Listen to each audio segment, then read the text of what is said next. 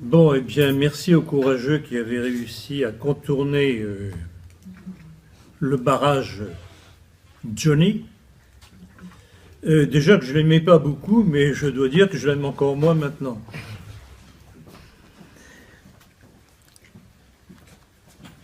Bon, donc vous connaissez le thème de la conférence d'aujourd'hui, que j'ai décidé de retraiter, puisque j'avais déjà produit le livre L'armée française face à la destruction de la nation, du fait de l'apparition du livre du général de Villiers, Servir.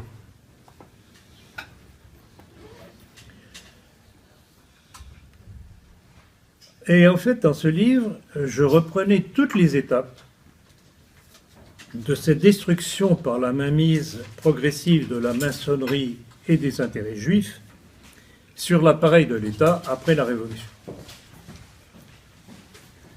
Et je voudrais énumérer quand même les différentes étapes. L'affaire Dreyfus, entre autres, l'affaire des fiches, l'affaire des inventaires, la loi de séparation de l'Église et de l'État, etc., jusqu'à relativement nos jours, la libération, épuration, etc. Et puis nos chers présidents de la République qui ont continué le travail jusqu'à un certain Emmanuel Macron.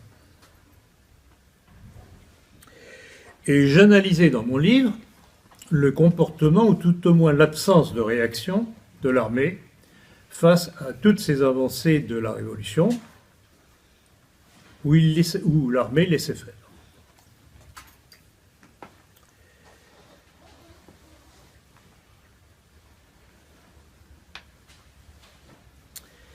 Donc, si je reprends le sujet aujourd'hui, c'est du fait des réactions qui ont émergé avec la décision brutale d'Emmanuel Macron de supprimer 850 millions d'euros du budget de l'armée, déjà largement amputé par tous les présidents de la République précédents, à commencer par Sarkozy lui-même. Rappelez-vous son livre blanc sur l'armée. Et il était évident que l'armée, qui n'avait même pas été consultée, en tout cas, le général de Villiers le dit clairement dans ce livre, non seulement il n'a pas été consulté sur ces réductions, mais en plus de ça, il pensait que les crédits seraient au moins maintenus à 2% du budget de l'État, ce qui n'a même pas été le cas. Donc en fait, on peut considérer que dans la réaction du général de Villiers, à la fois par sa démission et à la fois par son livre, très crûment, je dirais que c'est une réaction de cocu.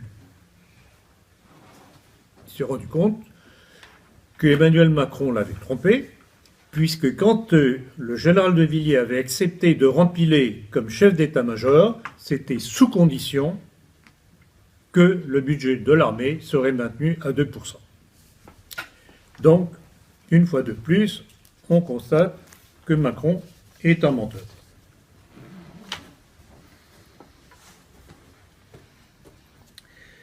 Et alors, comment est-ce que le conflit a commencé ? Il a commencé justement par cette déception du général de Villiers suite à cette annonce qu'il a appris par les médias de la réduction du budget de l'armée de 850 millions, donc même ça fait près d'1 milliard. Et interrogé par le comité d'études de la défense nationale, à l'Assemblée nationale, le 13 juillet, il déclare froidement « Je ne vais pas me laisser baiser comme ça ». Évidemment, ça n'a pas plu à M. Macron, qui, la veille du 14 juillet, déclare, c'était à l'hôtel de Brienne, et chaque année c'est la même chose, juste avant le 14 juillet, il y a une réunion entre le chef de l'État et les principaux chefs de l'armée française, et Macron déclare ceci. Je considère qu'il n'est pas digne d'étaler certains débats sur la place publique. J'ai pris des engagements. Je suis votre chef. Les engagements que je prends devant nos concitoyens et devant les armées, je sais les tenir. Je n'ai à cet égard besoin de nulle pression et de nul commentaire. Lâchait-il d'une colère contenue. Or, justement, ce sont ces engagements faits au général de Villiers qu'il n'a pas tenus qui a fait réagir le général de Villiers. Et je voudrais rappeler que les déclarations d'Emmanuel Macron étaient faites au moment où Édouard Philippe, le Premier ministre, annonçait un effort supplémentaire financier pour la construction de nouveaux centres d'accueil de migrants et l'accélération des procédures de leur admission. Pour ça, il y avait de l'argent. Ainsi apparaissaient dès ses débuts à l'Élysée, les priorités du nouvel occupant. Tout pour l'immigration, entre autres, des miettes pour l'armée, montrant quel usage antinational l'homme fabriqué par les Américains et les lobbies entendait faire de l'argent des Français.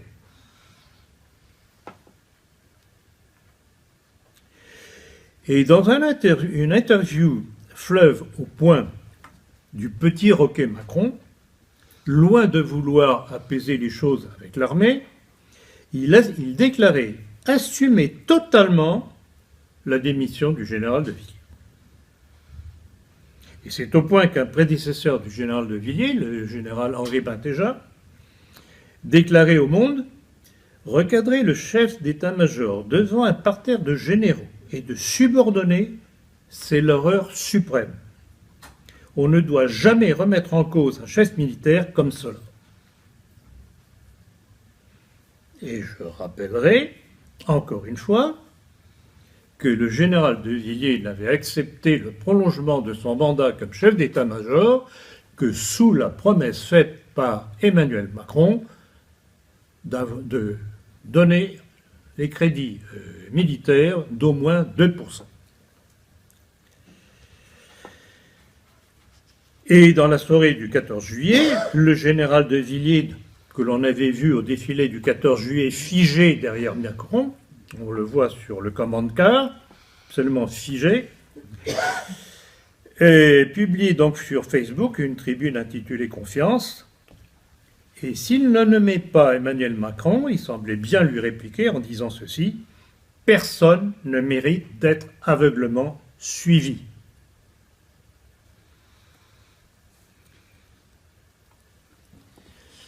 Alors, à ce point de mon exposé, il me semble utile de faire un retour sur la carrière et les attaches d'Emmanuel Macron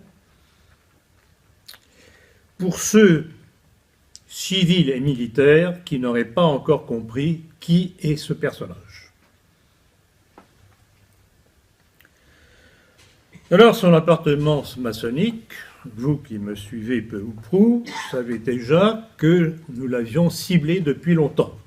Donc, nous savions qui il était. C'était évident par toute une série de symboles qu'il affichait déjà à l'époque. Et la description que nous en avions déjà faite à l'époque, dans la politique notamment, allait être confirmée et amplifiée par le franc-maçon italien Gioele Magaldi et par le juif franc-maçon Serge Moati. Alors, on savait déjà qu'Emmanuel Macron avait été Young Leader de la French American Foundation, donc il était donc un homme des Américains, comme Sarkozy. Si vous lisez mon étude sur Sarkozy, vous changez le mot Sarkozy, vous mettez Emmanuel Macron, c'est la même chose.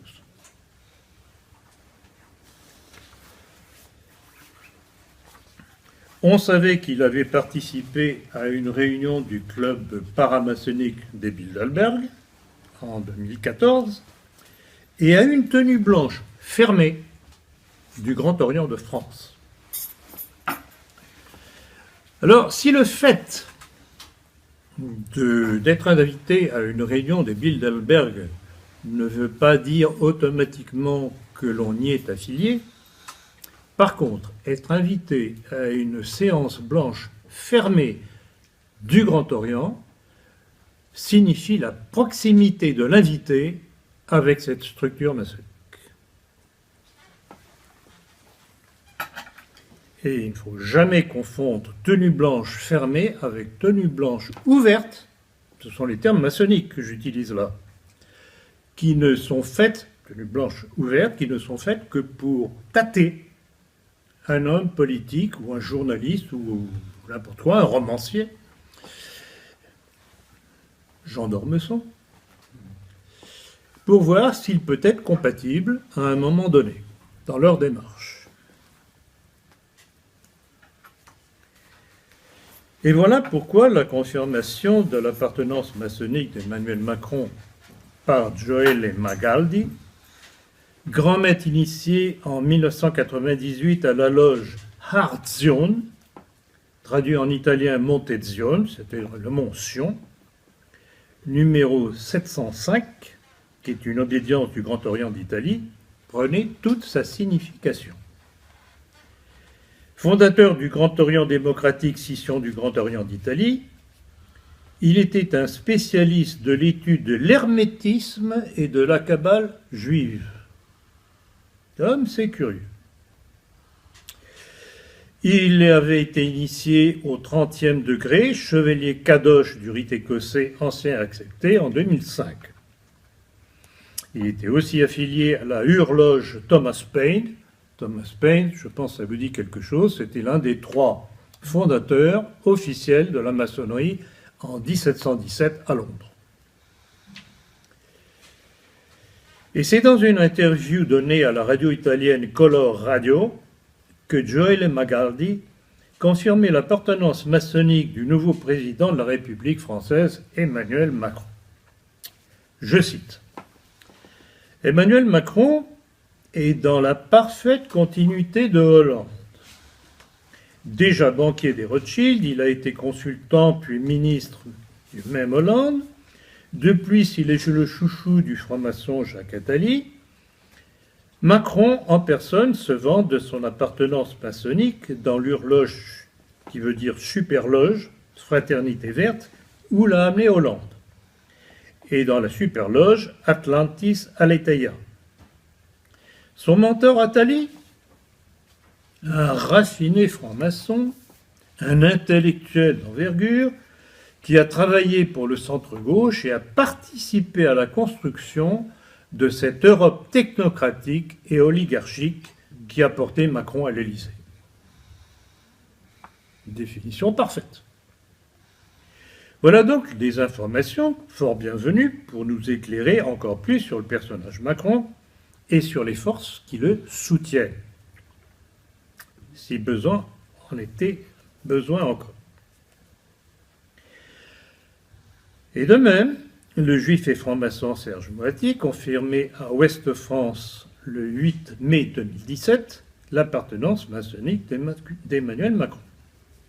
Je cite, « Macron est devenu président en marchant vers la lumière. » C'est là une remarque tout à fait révélatrice, car elle signifie que sans son appartenance maçonnique, Macron n'aurait pas été poussé, comme il l'a été à la présidence de la République, contre le catholique François Fillon. Incompatible, bien sûr, avec la République maçonnique qui nous guide, comme disait le grand maître Gioele Magaldi, vers la lumière. Revenons sur Macron célébrant sa victoire devant la pyramide du Louvre, symbole maçonnique sur les palais des rois de France, Serge Moati remarquait « C'est un rite initiatique indispensable. » Et effectivement, au soir de sa victoire, Emmanuel Macron déclarait devant ses fans au son de l'hymne de la joie du franc-maçon Ludwig von Beethoven, en saluant la foule, le salut à l'ordre maçonnique. Je cite, « Ce soir, c'est l'Europe, le monde qui nous regarde. Ils attendent que nous défendions les Lumières. » Si ce n'est pas significatif, je ne sais pas ce qu'il faut donner comme autre référence. Tel était donc le remerciement du franc-maçon Macron à ceux qui l'avaient porté au pouvoir. Et sa promesse de continuer dans la voie des Lumières, c'est ce que nous constatons jour après jour. D'où, sur le plan matériel, le bradage aux intérêts étrangers de notre patrimoine industriel et de nos territoires d'outre-mer. En Nouvelle-Calédonie, vous savez qu'il va y avoir un référendum sur l'indépendance. Ses promesses de modification de la Constitution en ce qui concerne la Guyane et son approbation à la ligne indépendantiste de la Corse.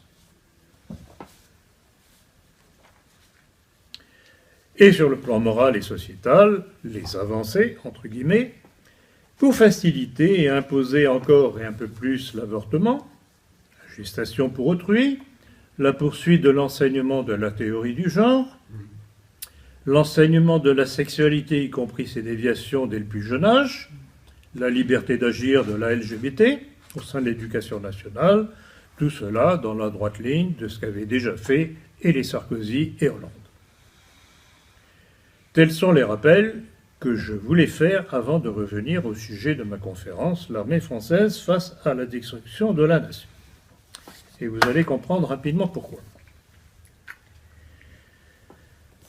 Revenons maintenant au général de Villiers et à sa passe d'armes avec Emmanuel Macron. Je cite. « Dans les circonstances actuelles, c'est le général de Villiers qui dit ça, je considère ne plus être en mesure d'assurer la pérennité du modèle d'armée auquel je crois pour garantir la protection de la France et des Français, aujourd'hui et demain, et soutenir les ambitions de notre pays. C'est donc par ces mots que le général de Villiers, chef d'état-major des armées, avait présenté sa démission à Emmanuel Macron le 17 juillet dernier, après la coupe sombre des 850 millions d'euros dans les crédits d'équipement de l'armée. Or, devant l'annonce du nouveau budget dérisoire de l'armée pour 2018, le général de Villiers a estimé devoir sortir le livre au titre « Servir », qui constitue une réponse à l'attitude agressive et méprisante d'Emmanuel Macron envers lui et envers l'armée. Son livre constitue essentiellement un rappel de l'état de délabrement dans lequel les gouvernements successifs de la République ont enfoncé l'armée depuis des années et un plaidoyer pour que le pouvoir en prenne conscience. Quelle naïveté! L'objectif d'aujourd'hui, réclame-t-il, c'est un budget de 50 milliards d'euros courants, hors opérations extérieures, hors pensions. Pour ma part, je trace une ligne droite qui fait passer le budget de 32,8 milliards en 2017 à 50 milliards d'euros en 2025. C'est environ 2 milliards de plus par an. Si cette courbe cohérente n'était pas tenue, on se présenterait en 2022 avec la nécessité d'une érection brutale pour y arriver en 2025. Vraiment un langage de militaire, ça. C'est évident, car le budget octroyé par le pouvoir apparaît comme une aumône devant les besoins de l'armée en renouvellement de matériel constamment rafistolé. D'où le cri d'alarme du général de Villiers, je cite, « On ne fait pas la guerre sans équipement, sans munitions, sans logistique, sans personnel instruit, formé et entraîné. Mon rôle est de rappeler qu'une telle ambition nécessite des moyens. Le président a tranché, moins 850 millions d'euros pour 2017 et 34 milliards pour le budget 2018. Ce ne sont pas les chiffres que je souhaitais.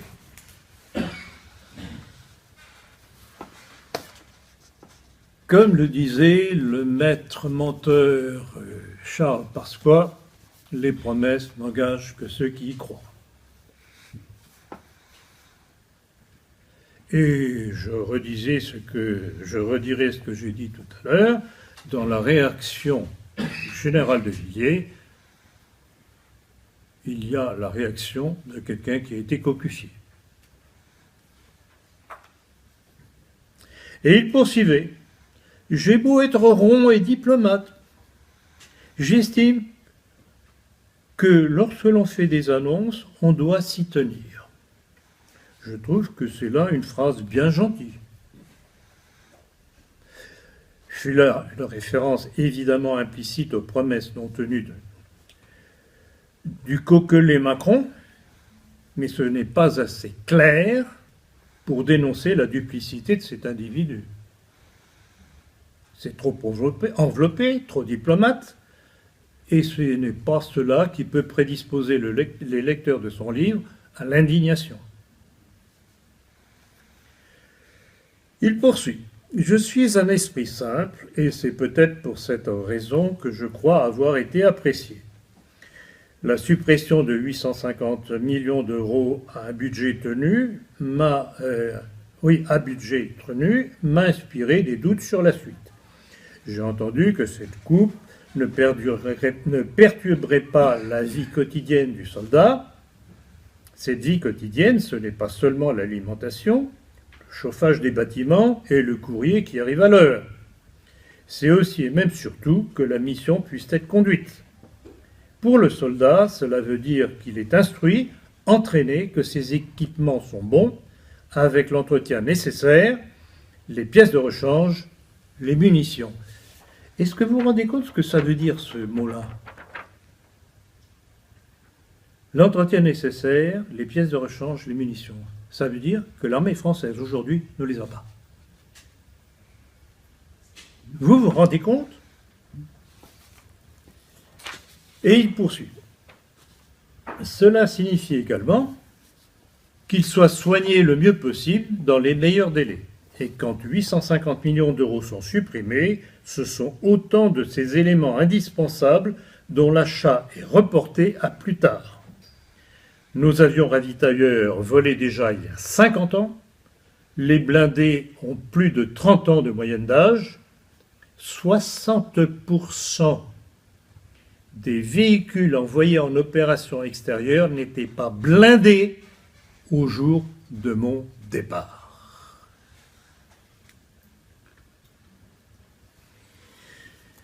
C'est là une accusation au pouvoir politique d'avoir envoyé nos soldats en opération sans les nécessaires protections, les mettant ainsi en danger de mort accru.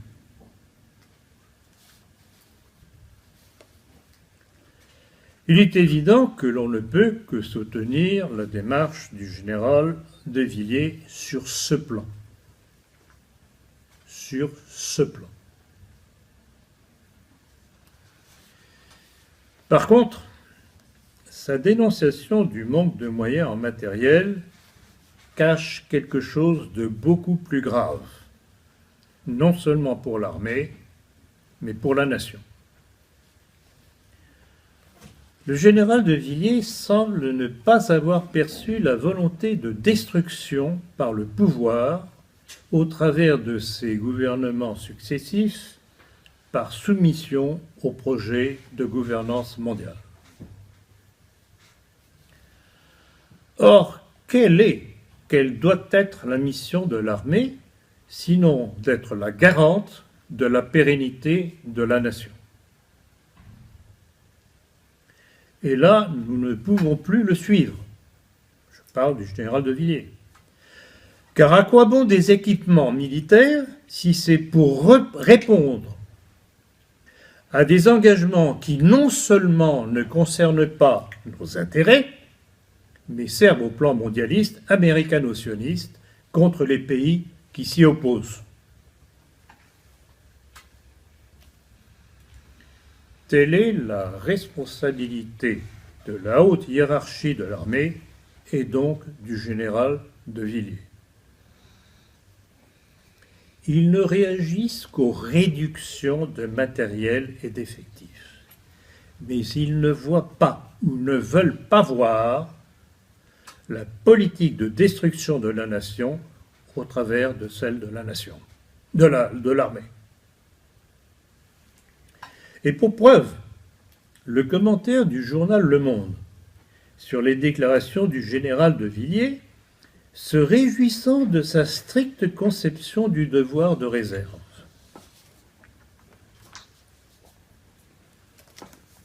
C'est là le féliciter de n'avoir pas mis en lumière ce qui se cache derrière la politique d'Emmanuel Macron, qui amplifie encore les méfaits de ses prédécesseurs. En outre, le prétendu devoir de réserve est une vaste supercherie, car il n'existe dans aucun manuel d'instruction militaire de l'armée la moindre référence à ce devoir de réserve. Il n'a été que insidieusement instillé dans l'esprit des militaires pour les domestiquer. Donc, fallacieux devoir de réserve, par ailleurs bien pratique pour exonérer le commandement militaire de toute réaction face à la politique de destruction de la nation par les gouvernements inféodés aux intérêts mondialistes. Les lobbies qui dirigent notre pays en sous-main n'aiment pas l'armée, car ils la craignent toujours pour ce qu'elle représente en tant que, en principe, gardienne de la pérennité de la nation. Or, cette défense ne passe pas par notre participation aux opérations imposées par les États-Unis, eux-mêmes soumis au plan mondialiste messianique.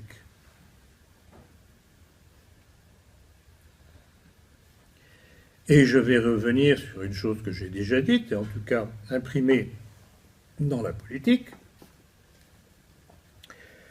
Le discours d'Emmanuel Macron lors de la semaine des ambassadeurs du 29 au 31 août 2017.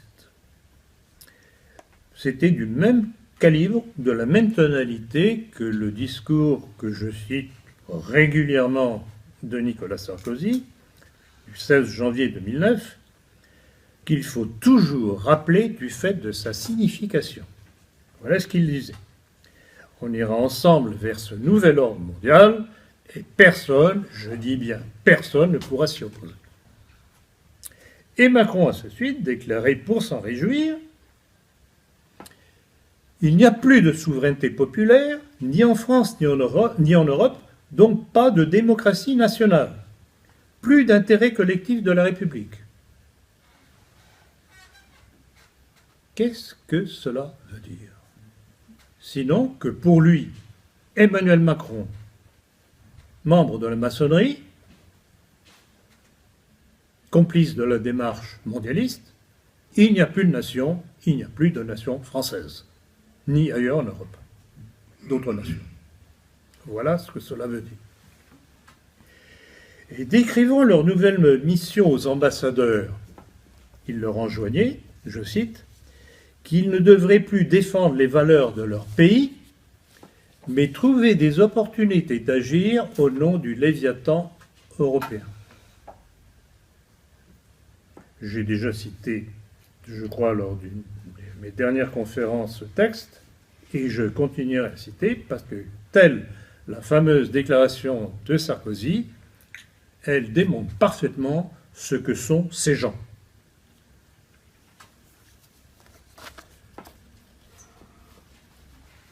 Donc, plus de nations, mais l'Europe, sorte de copie des États-Unis, en attendant l'étape suivante du Léviathan mondialiste. Et c'est exactement ce que nombre de responsables maçonniques annonçaient et annoncent toujours, reprenant le vieux rêve de la République universelle déconjurée de la Révolution française, dite française. Et je voudrais là encore rappeler certains textes, parce que ce sont des textes qu'il faut quasiment connaître par cœur, surtout quand vous discutez avec des gens qui ne sont pas nécessairement convaincus encore et auxquels il faut enfoncer ces textes pour qu'ils comprennent d'où dérivent les problèmes qu'ils rencontrent. Alors, entre autres textes, le texte de l'ancien grand maître de la Grande Loge de France, Guy Piot, qui disait « La recherche d'une communauté européenne puis universelle entre évidemment dans le champ de nos réflexions et nos actions. Les francs-maçons du Grand Orient ne sont pas les seuls à prôner la destruction des nations. Ceux de la Grande Loge de France tiennent le même langage. La construction européenne n'est pour les maçons que le précurseur d'un espace universel, d'une terre patrie. » C'est dans Point de vue initiatique de 1989, numéro 71. De même, Richard Dupuy, autre grand maître de la Grande Loge de France, confirmé dans Europe Parlement, l'entreprise maçonnique en cours, nous travaillons à l'avènement d'une république universelle, et cette république passe par l'Europe. Voilà, et tel était le personnage que le marin Serge de Beketch, cher à certains nationaux, qualifié de son grand ami. Cherchez l'erreur, et si vous ne comprenez pas pourquoi nos milieux sont aussi aveugles sur ce qui nous arrive, voilà l'explication. C'est pas moi qui l'invente, c'était dans Minute numéro 1207, du 25 au 31 mars 1985. Alors, j'espère que vous comprenez la nécessité de rappeler ces textes quelque peu anciens, car ils décrivent le complot que, comme vous le savez, n'existe pas.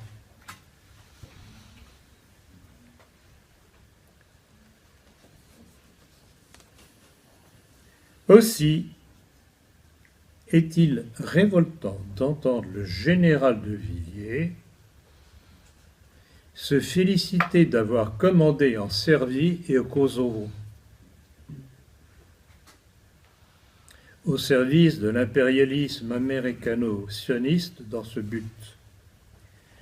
Est-il à ce point aveugle, ignorant de quoi il a servi, à quoi il a servi? Ignore-t-il qu'il a participé, entre autres, dans cette campagne, à l'installation d'un Kosovo islamique au sein de l'Europe, en soustrayant cette province serbe à sa mère patrie, à l'installation d'un fructueux trafic de drogue entre le Kosovo et l'Afghanistan libéré par les États-Unis et ses alliés de l'OTAN, dont la France, à l'installation d'un trafic d'organes prélevés sur des prisonniers serbes au profit de cliniques israéliennes spécialisées pour de riches clients,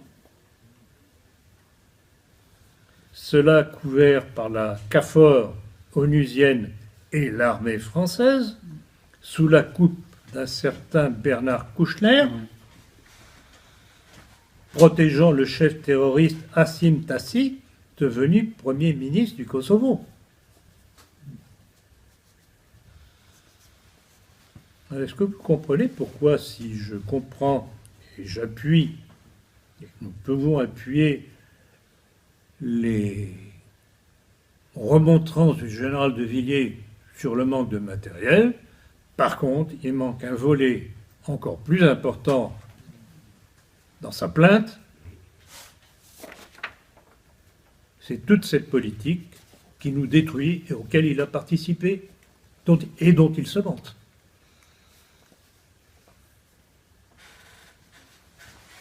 Et rappelez-vous qui a été à l'origine de la guerre contre la Serbie, sinon le clan Clinton-Albright, Albright-Madeleine pour les intimes, née Korbel, qui était une juive d'origine tchèque.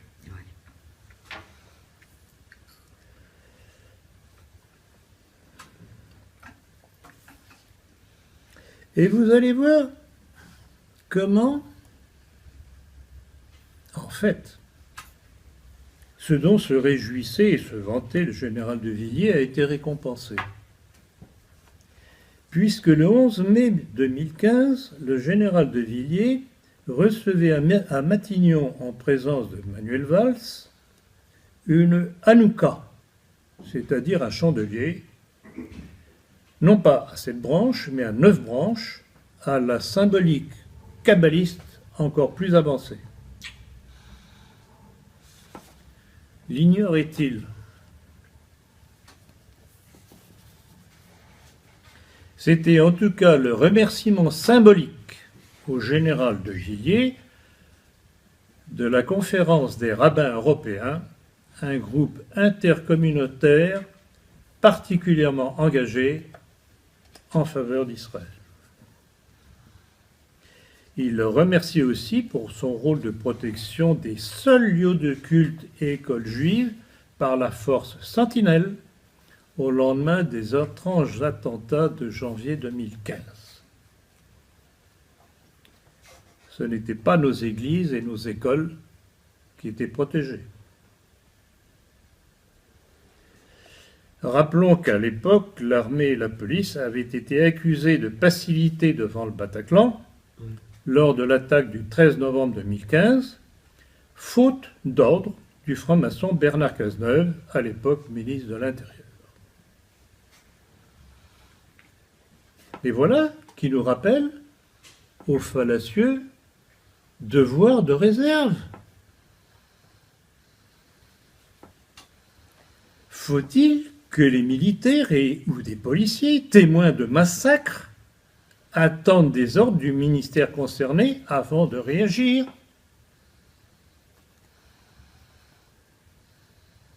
N'est-ce pas là la raison des démissions, voire des suicides de militaires engagés dans l'opération Sentinelle? D'où la question. Le pouvoir politique voulait-il qu'il y ait le plus grand nombre possible de victimes pour faire passer leurs prétendues lois sécuritaires qui n'ont rien changé, car la cause et les auteurs ne sont pas là où on nous les indique.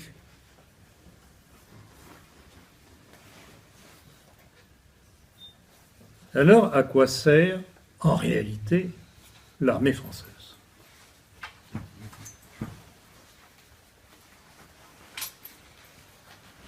N'est-elle plus, avec le consentement de ses chefs militaires, que mercenaires d'intérêts étrangers, contraires et hostiles aux nôtres?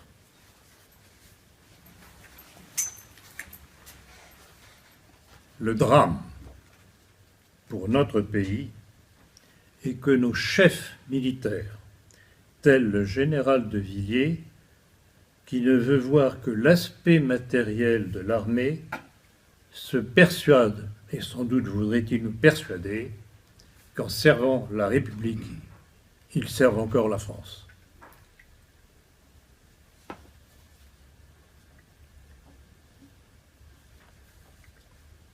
Et n'est-ce pas cette constatation qui explique aussi que des militaires, après toutes ces opérations, aux ordres des États-Unis, démissionnent ou se suicident par écœurement des missions qui leur sont imposées, telle la garde des seules institutions juives?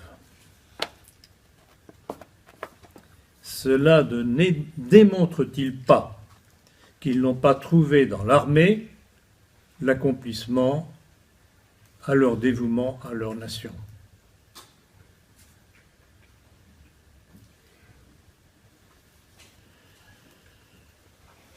Dans l'introduction de mon livre « L'armée française face à la destruction de la nation », je me posais la question: Qu'est-ce qui fait qu'un jeune homme choisisse le métier des armes? L'amour de la patrie, le désir de la servir, de prolonger une tradition familiale, de militaire, le goût de l'aventure, le prestige de l'uniforme, la recherche d'une position stable, comme dans les autres corps constitués. C'est la question que je me pose depuis des années devant la passivité de l'armée dans son ensemble, face à la destruction de la nation poursuivie sans relâche depuis 1789. Qu'est-ce qui les fait obéir au pouvoir républicain qui décide des guerres sans même demander l'aval des électeurs avant de les envoyer au massacre? Certes, on pourrait me répondre que les rois aussi décidaient des guerres sans demander l'avis de quiconque. Erreur profonde. Car ne serait-ce qu'en France, le pouvoir du roi était tempéré, restreint, par l'aval nécessaire des parlements qui, en outre, devaient voter les dépenses. Par contre, en régime dit démocratique, pour un gouvernement qui décide d'une guerre, la moindre des choses, pour correspondre à sa fable du pouvoir du peuple, serait de le consulter. Or, il n'en est rien.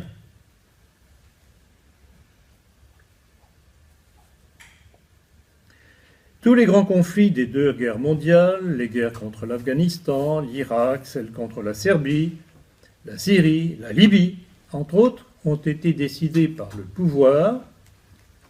C'est vrai pour les États-Unis comme pour la France, l'Angleterre, tous ceux qui y ont participé, sans la moindre consultation des représentants du peuple, pourtant bien dociles.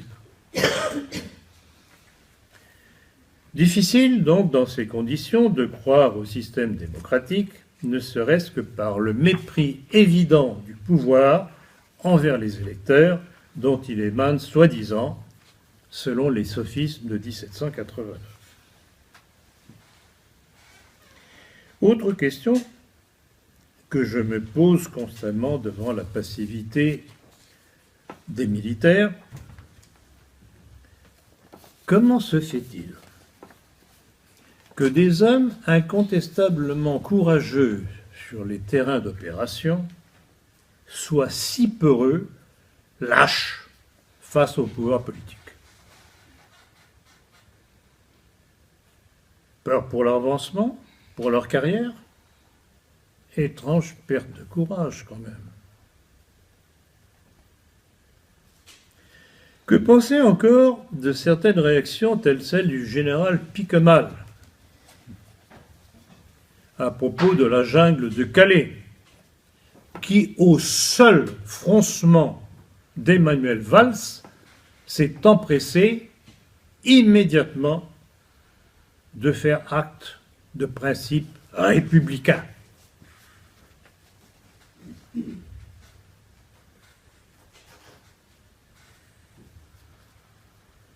Et il n'est pas le seul, malheureusement.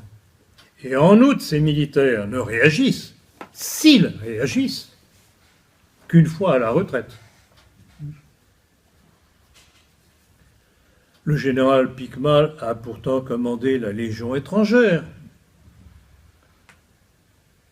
Ce n'est pas un rassemblement d'enfants de cœur, que je sache. Alors qu'est-ce que c'est que ces grands chefs militaires qui baissent leur froc comme cela face au pouvoir?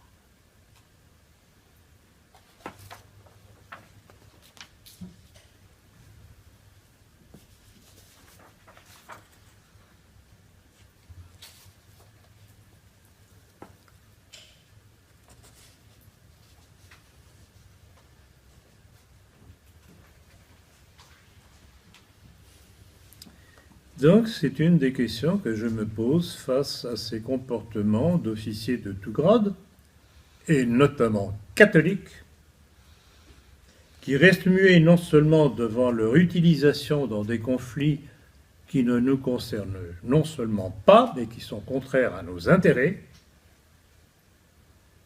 mais qui surtout ne réagissent pas face à la destruction morale de la société, de l'avortement au mariage gay, ce que je signalais tout à l'heure, à toutes ces lois destructrices de la société que j'ai citées plus haut.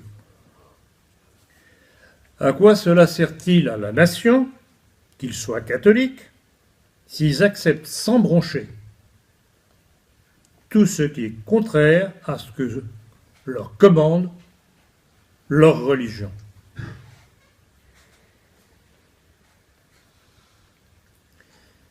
Et quel rôle joue leur directeur de conscience qui, pour obtenir du pouvoir la libération des dons, legs et autres héritages, n'ont pas hésité à faire voter Sarkozy?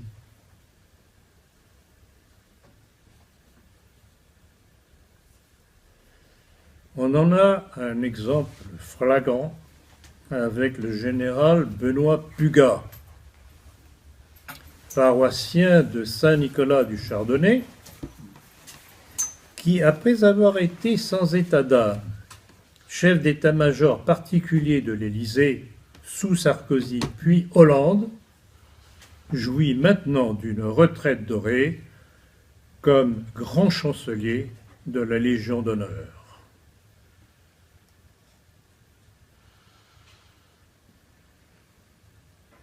Visiblement, il a bien mérité de la République.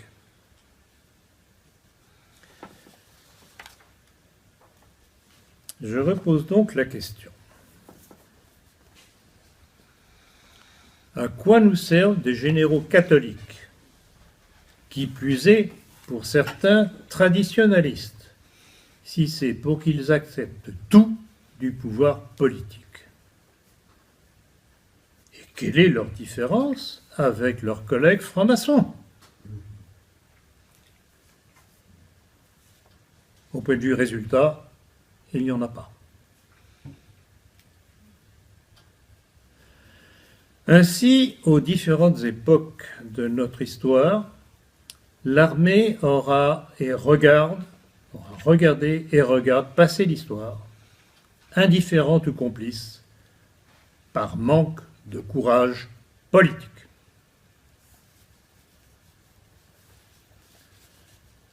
Si jamais il devait y avoir un coup d'État militaire en France, il ne pourrait qu'être le fait de jeunes officiers en rupture avec leur hiérarchie,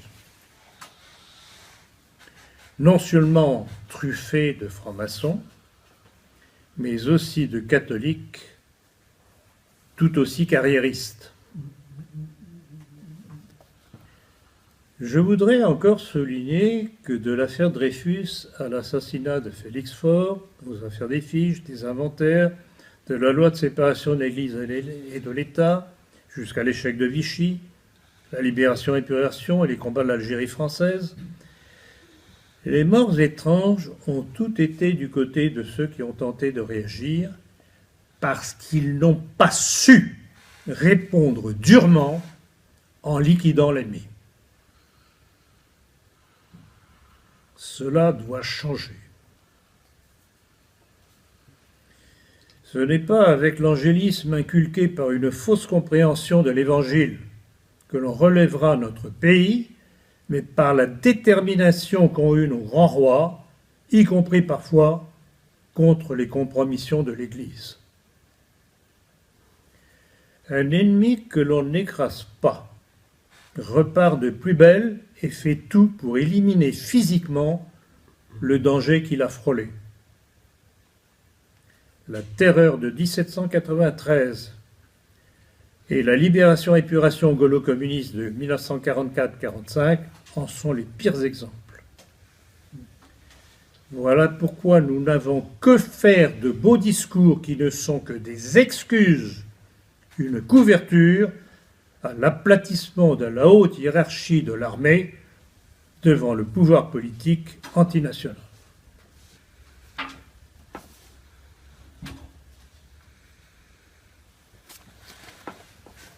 Au terme de cette étude, j'aurais certainement blessé certains militaires qui m'auront lu ou écouté. Je ne l'ai pas fait de gaieté de cœur, mais parce que les circonstances l'imposent, dans l'espoir de réveiller en ceux qui portent les armes la conscience de leur responsabilité en défense de la pérennité de notre nation. Aujourd'hui, comme hier, la constatation des abusés d'André Chénier, qui fut guillotiné par la révolution en laquelle il avait cru un temps, prend toute sa signification et en appelle aux responsabilités. Je cite.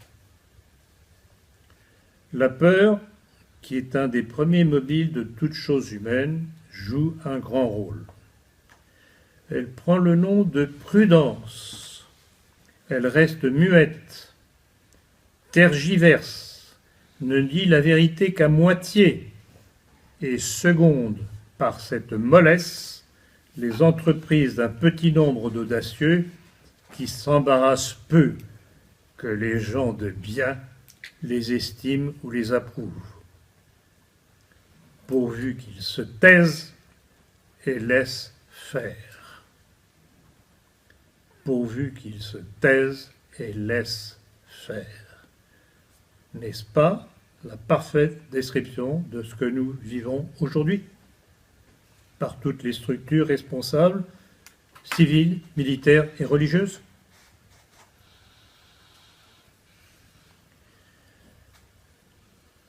Alors, pour comprendre, sans l'excuser, cette passivité de l'armée, en tout cas dans ses hauts grades, il faut rappeler que le pouvoir judéo-maçonnique s'est de tout temps efforcé, de génération en génération, d'en éliminer et épurer les éléments les plus réactionnaires.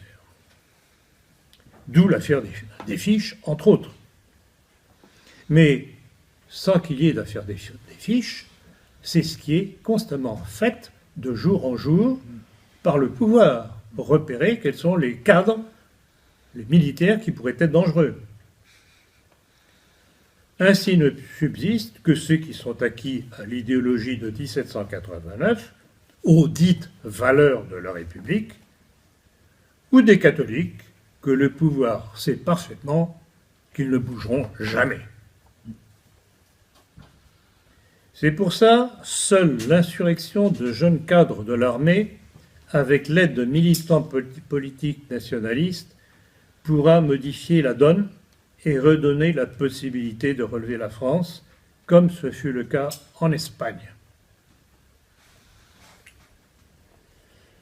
Quelle meilleure définition du rôle de la mission à laquelle l'armée doit se dévouer que celle de José Antonio Primo de Rivera, fondateur de la Phalange, qui rappelait à l'armée espagnole, devant la destruction de l'Espagne par l'anarcho-marxisme et la maçonnerie au pouvoir, je cite, « Si elle s'abstient, l'armée, par une interprétation purement externe de son devoir, elle s'expose à se trouver sans plus rien avoir à servir. Devant les effondrements décisifs, l'armée ne peut servir le permanent que d'une manière, en le recouvrant de ses propres armes. » Cet appel et d'autres de José Antonio Primo de Rivera finira par toucher une partie de l'armée espagnole et décidera le général Franco, en garnison au Maroc espagnol, à franchir le Rubicon, ou si vous préférez le détroit de Gibraltar, et de rentrer en métropole à la tête de ses troupes. Les républicains, d'ailleurs, allaient très vite comprendre le danger d'un José Antonio Primo de Rivera, puisqu'ils s'empressèrent de l'assassiner.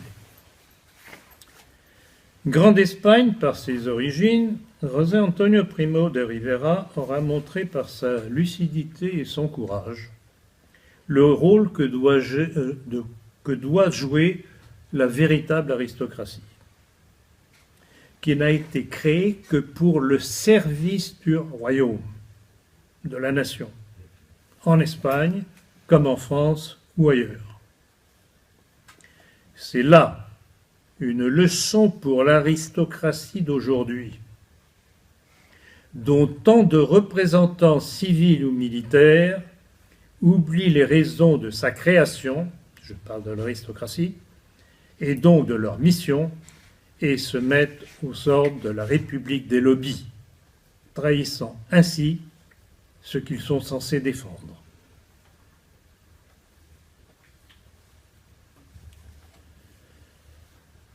Pour terminer, je voudrais dire ceci. À la suite de mon livre, je dédie cette conférence à tous les jeunes militaires qui s'engagent aujourd'hui dans l'idéal qu'ils ont choisi, afin que, contrairement à leurs aînés, ils comprennent la véritable finalité de la mission de l'armée.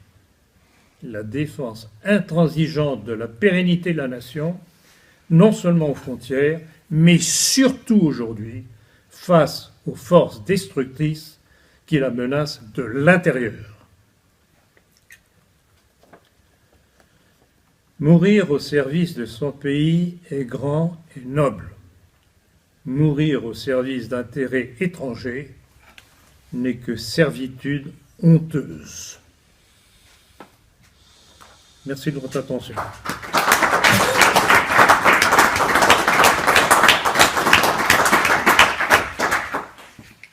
C'est bon? On y va? C'est bon, c'est bon. Je vous écoute. Bien silencieux. Qu'est-ce qui vous arrive? Monsieur Poncard. Oui, attendez. Oui, bon, d'accord. Est-ce qu'il y a des écrits de Primo de Rivera Bien sûr qu'il y en a. Conseillers. Mais bien entendu. Lesquels? Mais Textos de Doctrina Politica. Je lisais, c'est, et j'ai cité de très longs passages dans mon livre Le nationalisme français.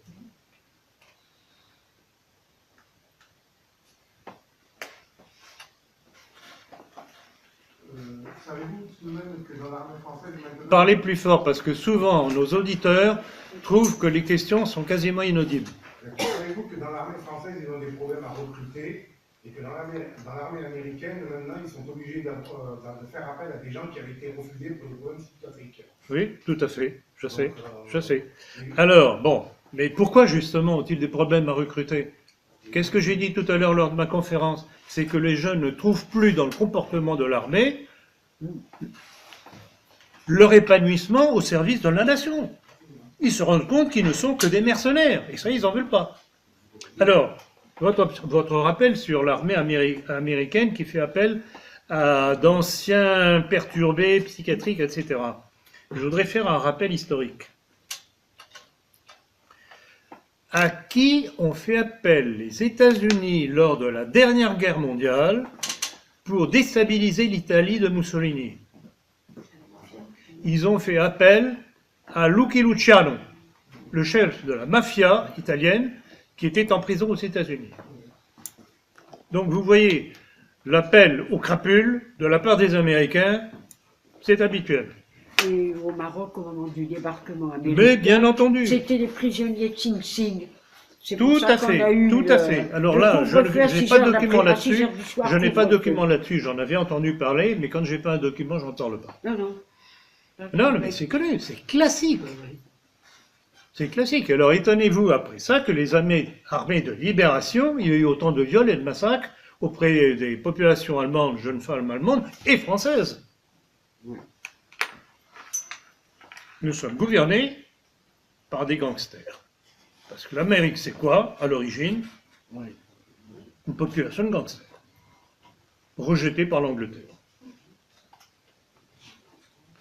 Bon, d'autres questions? Quoi, j'ai été tellement précis dans tout qu'il n'y a pas matière à question? Bon, je vais essayer d'être beaucoup plus vague la prochaine fois. Quelle est votre opinion exacte sur le général de Villiers? Est-ce qu'il est ignorant ou est-ce qu'il est compromis ou corrompu? Vous avez entendu ce que j'ai dit dans ma conférence, je trouve ça étrange. Corrompu, je ne crois pas. Prudent, certainement. Mais alors à quoi sert-il? À un moment donné, il faut sauter il faut sauter le pas. Sinon, à quoi sert-on? Alors, il se réfugie derrière une bataille de chiffres, équipements, qui en soi, c'est absolument scandaleux. Il n'est pas normal que leurs militaires partent avec des véhicules soi-disant blindés qui ne le soient pas. Non, mais vous vous rendez compte ce que ça veut dire? Ou sans munitions, puisque c'est ce qu'il dit aussi dans sa déclaration. Qu'est-ce que c'est que ce pouvoir politique qui envoie nos soldats à la mort? Alors, en est-il conscient? Moi, à la limite, ses intentions, c'est pas à moi, à nous de juger. Ça, ce sera entre eux et leur créateur. Nous, ce que nous avons à analyser, ce sont les positions, les conséquences. Les conséquences sont catastrophiques pour l'avenir de la nation. Et c'est pour ça que je me rends compte que je suis parfaitement dur. Parce que j'espère qu'avec ces duretés, j'arriverai peut-être à réveiller certains.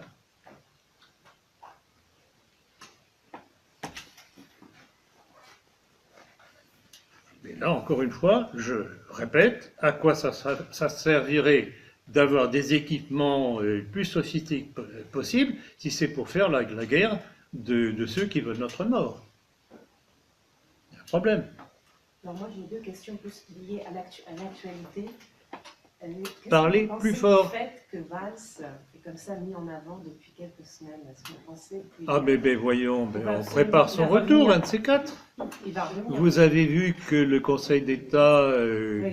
Ah. a estimé que son élection était parfaitement valable. De même curieux.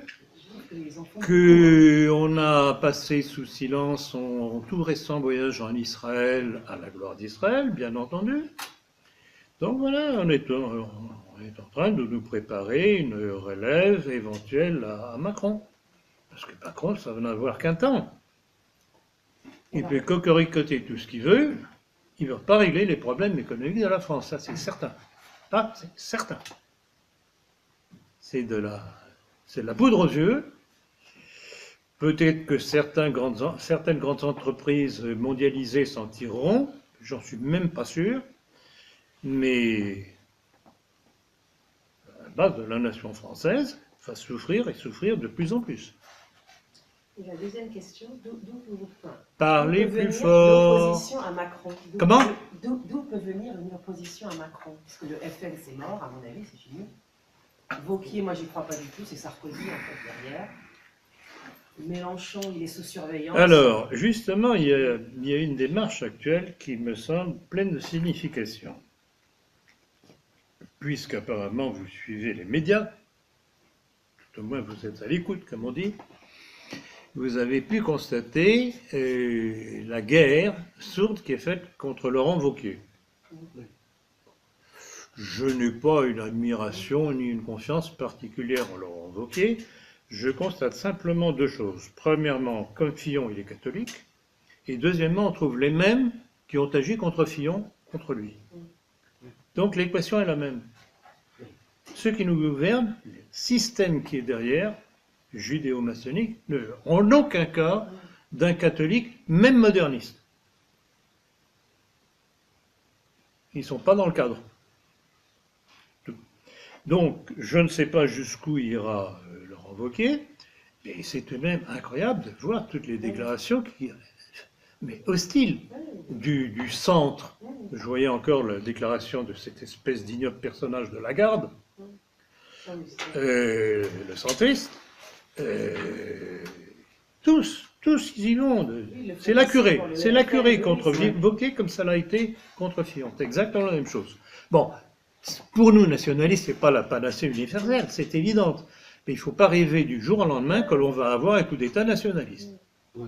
Et dans mon approche, certains crétins n'ont toujours pas compris, c'est que quand je recommandais de voter Fillon dès le premier tour, c'était que je savais mathématiquement que les idiots qui rêvaient d'une Marine Le Pen au pouvoir en votant pour elle au premier tour allaient nous amener Macron. C'est aussi simple que ça. Le problème, c'est que la bêtise humaine est ce qui donne le mieux la notion d'infini. Dans l'éventualité d'un coup d'État, Noémie, plus haut s'il vous plaît. Parce qu'ici, on n'entend pas. Hein. dans l'éventualité d'un coup d'État militaire, ce qui me semble peu probable, et même si toutefois ça arrivait, est-ce que ce serait pas de toute façon voué à l'échec? Est-ce qu'on ne pourrait pas craindre une intervention de l'OTAN? C'est une très bonne question. C'est une très bonne question. Ça dépendrait comment se ferait ce coup d'État le coup d'État, les militaires qui le dirigeraient, affichaient dès le départ leur volonté de tout bouleverser. Là aussi, c'est une question de savoir avancer prudemment, ne pas tout vouloir d'un seul coup. Exemple, Poutine. Quand Poutine commence à réagir progressivement, une fois que Elstine lui passe les rênes du pouvoir, il ne fait pas tout d'un seul coup. Par exemple, avec les oligarques, il les attaque pas tous en même temps. Comme j'ai souvent dit dans différentes interventions, il saucissonne les problèmes. Eh bien, si jamais il devait y avoir un coup d'État militaire, et si je pouvais être le conseiller des auteurs de ce coup d'État, je leur dirais d'aller très progressivement, de ne pas afficher les cartes d'un seul coup.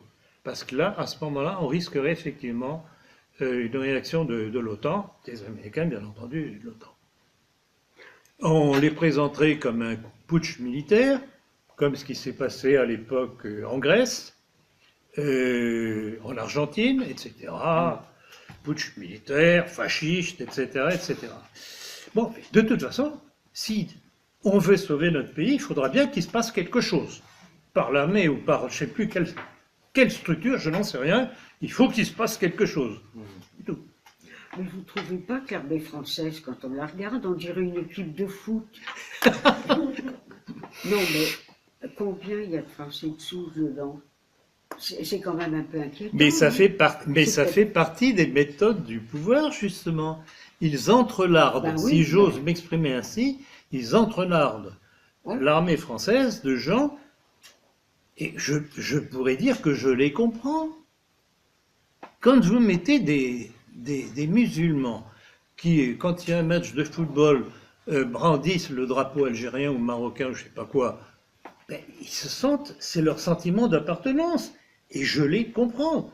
Ce que je ne comprends pas, mais au contraire, je comprends trop bien quelle est la volonté qu'il y a derrière, c'est qu'ils espèrent justement neutraliser l'armée par ce fait que l'armée française n'est plus homogène racialement. Je ne veux pas être un raciste, je ne suis pas raciste.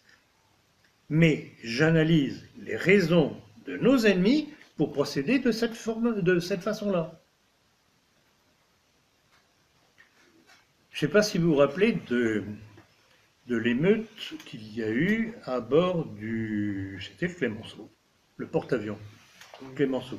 Ça a été plus ou moins étouffé, et je sais très bien, parce que je connaissais très bien à l'époque un des grands amiraux de la flotte française, qui m'a raconté la chose. Ils avaient chambré plusieurs officiers, et il a fallu faire intervenir la police militaire de la marine pour les déloger. Ça a été parfaitement passé sous silence, ce truc-là. Or, des choses comme ça, imaginez que, je sais pas moi, à mon avis, ça n'aura jamais lieu, mais ça pourrait être un cas de figure quand même, qu'on rentre en guerre avec l'Algérie. Comment croyez-vous que tous ces militaires d'origine algérienne vont se comporter dans l'armée française? Ben, ils vont se comporter en fonction de leur sentiment d'appartenance. Et je les comprends. C'est pas à eux que je lance la paire, c'est au pouvoir politique qui les aura intégrés dans notre armée. Ben, on est bien d'accord. On ne mélange pas l'eau et l'huile.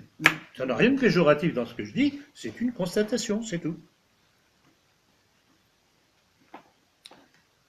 Autre question? Oui. Par rapport à Donald Trump, on annonce le transfert de l'ambassade américaine de Tel Aviv à Jérusalem. Votre réaction Quoi, vous attendez que je dise ce que j'approuve, c'est ça? Non, il l'avait déjà annoncé, je crois. Il l'avait déjà dit. Il l'avait déjà annoncé, c'est évident. Alors, il y a plusieurs choses là-dedans. Premièrement, je viens de voir, c'était hier soir ou ce matin en épluchant les derniers mails que je reçois, parce que je croule sur le nombre de mails qu'on m'envoie avec des pièces jointes, etc. Et il y a une qui a retenu mon attention, c'est qu'on commence à vous dire que de toute façon, le transfert n'aurait pas lieu avant 2 ans. Il faut dire qu'il y a une réaction unanime internationale contre cette décision. Et alors, je voudrais revenir à une chose dont on a parlé ce matin, sur le même sujet, et je rappelais à notre ami ici que c'était pendant la campagne électorale pour les présidentielles américaines, où on commençait à voir les sondages devenir de plus en plus favorables à Trump. Et je me rappelle, vous y étiez, il y avait notre ami Diane, qui pour des raisons professionnelles n'est plus là malheureusement, qui, l'un ou l'autre, je ne me rappelle plus, m'avait posé la question, que pensez-vous de Trump? Et j'avais répondu à l'époque, alors que tout le monde dans nos milieux disait Trump, Trump, Trump, Trump. Je dis, ce personnage-là, je ne le sens pas, il y aura des cocus. Alors, pour répondre à votre question plus directement, quel a été le grand Manitou de la campagne électorale de Trump? Sinon, son beau-fils, Jared Kushner. Pas besoin de faire un dessin. Quel est le problème de Trump aujourd'hui? C'est que la partie gauchiste, clintonienne et compagnie voudrait le renverser. D'où le impeachment, son empêchement, qu'il souhaiterait obtenir. Trump est un homme d'affaires. Est-ce que vous vous souvenez de ce rappel que j'avais fait dans une de mes conférences à propos de ce qui était arrivé à Henry Ford Ier? Henry Ford Ier, qui, donc, c'était au début du XXe siècle, avait réagi, il avait lu les protocoles des sages de Sion, et il avait fait quasiment un copier-coller dans un livre en anglais qui s'appelait The International Jew, le juif international. Et donc, il était conscient du danger juif pour les États-Unis à l'époque. Et que s'est-il passé? Il a eu insurrection, sabotage, grève, coup sur coup dans ses usines, jusqu'au moment où il a capitulé. Bon. Trump est un homme d'affaires. Si jamais le monde juif, qui tient l'économie américaine entre les mains, décide des affaires de Trump, Papa? Donc voilà. Bon, alors, en plus de ça, le personnage Trump avec sa curieuse coiffure, ne venez pas me dire que je suis jaloux, mais quand même.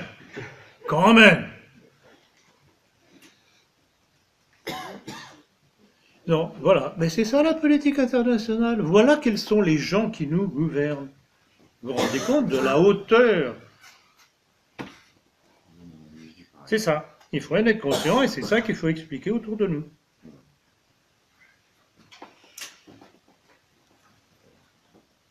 Alors, finalement, est-ce que cette ambassade sera transférée? Je n'en sais rien. Peut-être qu'elle ne le sera pas, parce que d'ici 2 ans, il peut se passer beaucoup de choses. Et alors, une chose magnifique que j'ai vue encore ce matin, dans mes messages, c'est que les Palestiniens ont déclaré qu'ils s'ouvraient complètement à la Russie. Donc, il y a le petit père Poutine qui doit être en train de se frotter les mains. Et 2 choses que j'ai rappelées dans notre entretien ce matin aussi, c'est que deux faits importants, tout récents. Le premier, la déclaration d'Hamid Karzai, qui était le président de l'Afghanistan, allié des États-Unis, qui vient de déclarer que l'État islamique était l'agent des États-Unis. On le sait, nous. Tout de même intéressant qu'un ancien allié des États-Unis déclare ça. Et l'autre chose, encore plus importante, parce que ça c'est du vrai, c'est du pratique, c'est du solide, l'Égypte qui a passé des accords avec la Russie, comme quoi ces bases aériennes pourraient être utilisées par l'aviation russe. Imaginez la tête des Israéliens. Et rappelez-vous ce que j'ai cité tout dernièrement, cette déclaration de la ministre des Affaires étrangères, je crois, israélienne, menaçant Poutine, disant « Si Poutine veut survivre, il faut qu'il obéisse à ce que lui dit Israël. » Et après ça, vous aurez un Pierre Hillard qui vous dira que Poutine est juif, qu'il est mondialiste et que c'est un allié d'Israël. Ah bon? Faut être sérieux quand même. Tout au moins, essayez de l'être. Voilà. Terminé? Voilà. Oui, allez-y. Vous avez parlé de Dormesson. Ah! C'est votre chouchou? Non. Bon, pour me rassurer. Alors, Dormesson, justement.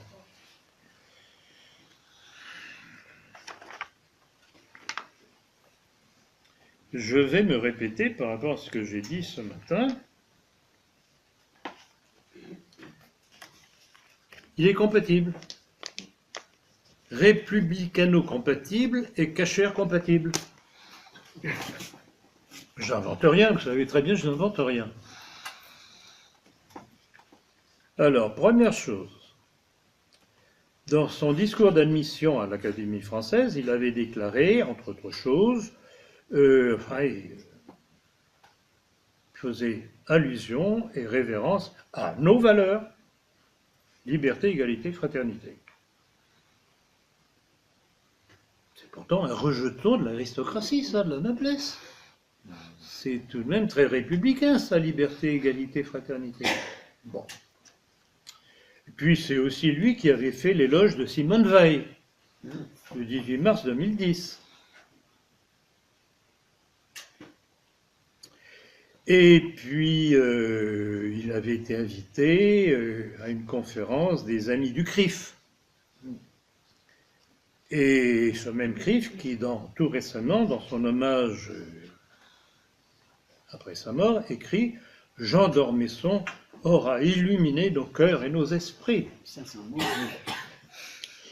Et puis en 2013, alors je reviens un petit peu plus en arrière, mais tout ça, tout ce que je vous dis, vous pouvez le trouver sur Internet. C'est pas moi qui l'invente.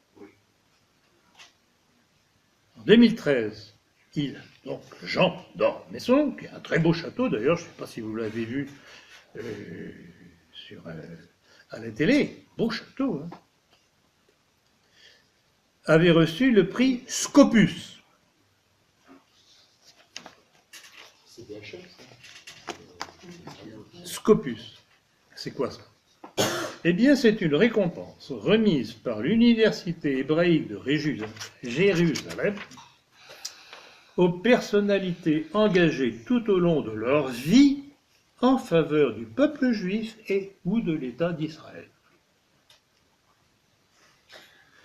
Et qui a participé à l'éloge après sa mort? Entre autres personnes, il y avait un certain pédophile violeur Roman Polanski. Et le discours introductif avait été fait par un certain Bernard-Henri Lévy. Qu'est-ce qu'il y a encore? Ah oui, puis il y a aussi le député Meyer Habib, qu'on appelle l'œil de Tel Aviv, qui a lui aussi rendu un hommage ému et vibrant à Jean d'Ormesson. Donc voilà. Et l'observation que je faisais ce matin lors de l'entretien, quand vous voyez les médias pleurer, s'émouvoir, chanter la gloire d'un individu, dites-vous bien que cet individu est tout sauf recommandable. À l'idée, mais à l'idée, la même chose. En 1967, il avait été hébergé chez Jean-Pierre,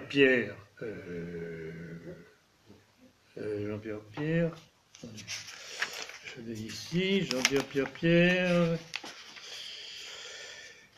Bloch.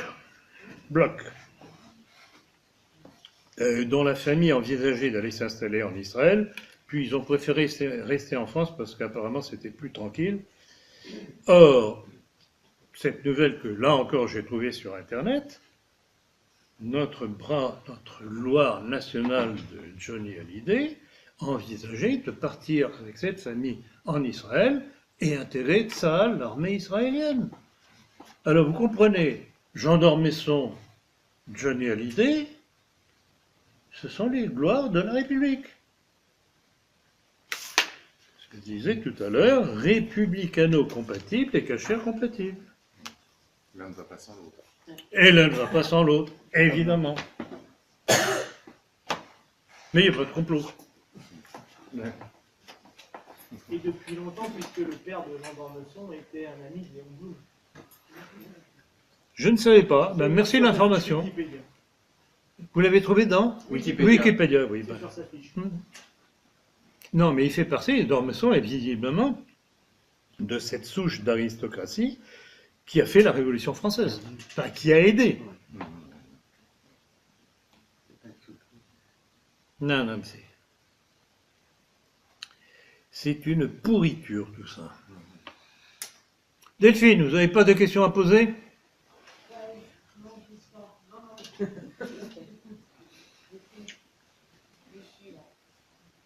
Il y a un bruit qui court, disons que Macron... Parlez plus fort parce que je vous dis, moi je vous entends parfaitement, il n'y a pas de problème, mais... Un bruit qui court. Bruit qui court, oui. La provenance, point d'interrogation. Que Macron serait un fils biologique de Rothschild. Je dirais, chère madame, que je me suis aussi posé la question. Je n'ai pas de preuves. Mais à la limite, c'est pas ça qui est important. Ce qui est important, c'est son comportement. Qu'il soit fils de Rothschild ou pas. Mais ça aide. Comme vous dites, ça aide. Comme vous dites, ça aide, oui, ça effectivement. Ça aide et ça expliquerait encore un peu mieux. C'est pas exclu. C'est pas exclu parce qu'il est évident. Il est évident que s'il a été nommé associé, c'était pas le petit employé de banque de la banque Rothschild. Il était associé à la banque Rothschild. Donc les moyens financiers qu'il a mis dans la banque Rothschild pour pouvoir être associé, on aimerait bien savoir d'où ils viennent. Par rapport à la tournure des événements au Moyen-Orient, pensez-vous que Rachid Erdogan va rester dans l'OTAN? Ah, c'est une très bonne question. Je pense que logiquement, il devrait en sortir. Et d'ailleurs, il a posé récemment la question au Parlement turc si il ne fallait pas envisager une sortie de l'OTAN. En voilà encore un qui était cocu. Les Américains ont cru améliorer la donne dans la région en imposant Gülen. Erdogan, avec l'aide de Poutine, a pu se mettre à l'abri, a fait une répression remarquable. Il n'a pas fait d'angélisme, lui, hein, pas comme les nôtres. Il a réglé le problème, enfin, les problèmes ne sont jamais réglés définitivement. Parce que la vie est un éternel combat. Mais pour l'instant, il a gagné. Vous avez entendu l'appel qu'il a fait par rapport au monde musulman, par rapport à la décision... Oui, bien sûr. Non, mais ce Trump est en train je ne vais pas dire de gros mots, mais de mettre un désordre dans le monde, mais invraisemblable. Nous allons regretter Obama. Il y en a qui disent que c'est un cadeau empoisonné. Hein. Comment? Il y en a qui disent que Trump a fait un cadeau empoisonné à Israël. Hein. Donc, alors, empoisonné à Israël, en partie oui, par la réaction que ça va susciter, mais il fallait tout de même regarder la mine réjouie de Netanyahou. Alors, le problème, alors, je suis réaliste et pessimiste aussi, parce que je connais trop le monde musulman. Qu'est-ce qui va se passer? Qu'est-ce qui commence à se passer? Il va y avoir une nouvelle intifada. On va les canarder. Il y a déjà 2 morts et dans les 200 et quelques blessés dernièrement à Jérusalem et ailleurs en Cisjordanie. le monde occidental ne va pas réagir, on ne va pas couper les vivres à Israël, et ça va continuer, indéfiniment. Donc, dans une certaine mesure, je dirais que Netanyahou et les Israéliens en général jouent sur le velours, tant qu'ils ont les Américains derrière eux. Donc, et c'est ce qu'a compris Poutine, que si on veut supprimer l'impact politique des États-Unis, la nocivité politique des États-Unis sur le monde, il faut lui couper sa force économique. Et c'est ce qu'il fait. Le nombre de fois que je rappelais la politique de transactions commerciales hors dollar, tout passe par la mort du dollar. On verra. Mais la politique dans le monde, c'est ça, action-réaction, action-réaction, action-réaction, c'est au plus fort qui pousse le plus et qui l'emporte. C'est pour ça que je dis très régulièrement que la volonté est la suprême créatrice de l'histoire.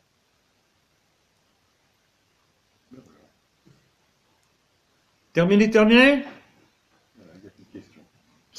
Bon, eh bien, si, oui. Ah, tiens, ma chère, vous vous réveillez. Allez, plus haut. Juste un petit détour sur Mohamed Ben Salman. Sûr? Ben Salman. Oui. C'est très curieux comme histoire, là. J'ai l'impression qu'il y a une espèce de raquette. Ça fait plusieurs années qu'il est encouragé par les Israéliens. Ah, oui. J'ai l'impression que fondamentalement, c'est un racket. Alors, il est évident que cette monarchie saoudienne, d'ailleurs, il faudra que je fasse un article là-dessus. Une conférence, ce serait peut-être... Il n'y aurait pas assez de matière pour ça, mais je pourrais l'intégrer dans une conférence sur le mondialisme. Les origines de la monarchie saoudienne sont assez curieuses. Oui, il y a eu un réformisme, entre guillemets. Non, et puis les influences judaïques, hein, hébraïques si vous préférez. Et donc là, mais en tout cas, c'est une position qui semble être favorable aux États-Unis. Et il faut voir d'ailleurs comment ils sont alliés au Yémen. Or, quel est le problème du Yémen? C'est que les révoltés au Yémen sont des chiites avec l'Iran. Mais quand on connaît un tant soit peu les choses, tout s'emboîte. Tout s'emboîte, tout devient logique. Il y a la triade aussi. La quoi? La triade. La triade Tel Aviv, Oui. Washington, Oui, bien sûr. Ah, tout à fait. Washington, Tel Aviv et la capitale de l'Arabie Saoudite, Riyad. Et j'ai C'est vu évident. aussi que Jacques Attali le conseille.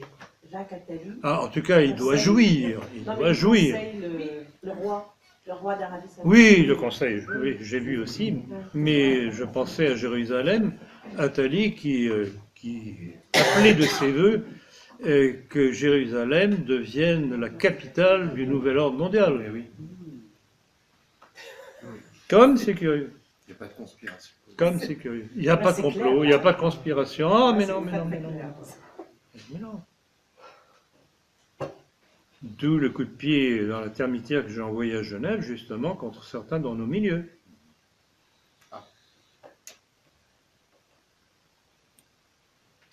Bon. Terminé? Dernière question. Que pensez-vous de la mort de Ali Abdallah Saleh, qui était un petit peu La mort de... Ali Abdallah Saleh, l'ex-président du Yémen, qui était justement... Eh bien, ça a été la réponse des chiites, justement, à ce président qui avait basculé dans le camp de l'Arabie Saoudite. Donc, Ah bah, ils ont vite fait son affaire. Voilà, c'est comme ça qu'il faut agir. Il faut savoir ce qu'on veut. Il faut savoir ce qu'on veut.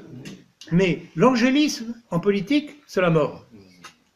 Et c'est ça que je reproche au monde politique en général.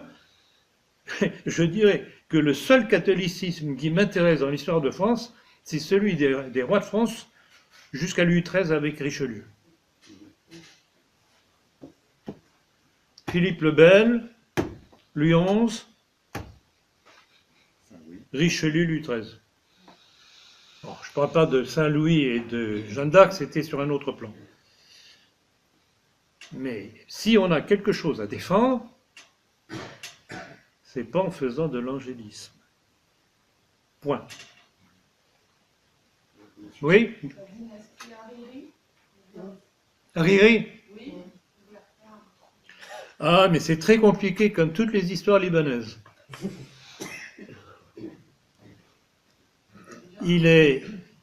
L'histoire libanaise est absolument invraisemblable. D'abord, ce sont de multiples clans.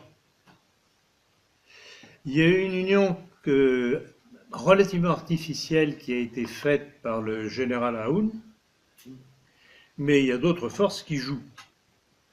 Et notamment Hariri, et vous vous rappelez que son père aurait été assassiné par les Syriens. C'est ce qu'on nous a dit. C'est ce qu'on nous a dit. Attendez, je n'ai pas terminé. C'est comme ça que l'opinion internationale a réussi à faire dégager l'armée syrienne du Liban. Et que s'est-il passé dans les mois qui ont suivi? L'armée israélienne a envahi le Liban. Les Syriens n'y étaient plus. Donc, en fait, le Liban, c'est un terrain d'affrontement. La seule chose qui peut soulever le Liban, à mon avis, c'est le poids du Hezbollah. C'est la seule chose. Hezbollah appuyé avec le général Aoun. Mais Hariri, j'ai aucune confiance en lui. C'est un trafiquant.